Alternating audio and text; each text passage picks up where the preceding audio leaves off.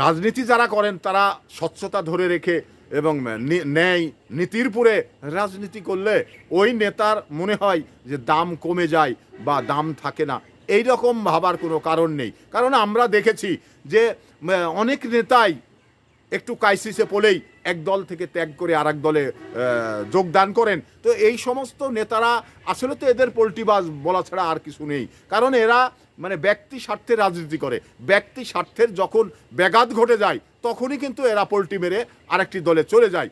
এই ধরনের মানসিকতার মানুষ এবং নেতা অনেক রয়েছে। তো এই সমস্ত নেতাদের মানে চিহ্নিত করতে হবে। কারণ আপনার জনগণকে ছেড়ে, কর্মীদের ছেড়ে আপনি যখন পোল্টি মেরে আরেকটি দলে চলে যাবেন তখন কিন্তু আপনার লজ্জা হওয়া উচিত যে এই যে দলকে আমি মানে রাজনৈতিকভাবে বিষাদঘাত করেছি সেই রাজনৈতিক দলের পক্ষে আমাকে কথা বলতে হবে। এটা আসলেই আমি মনে করি ভালো, আমি মনে করি না এটা ভালো না।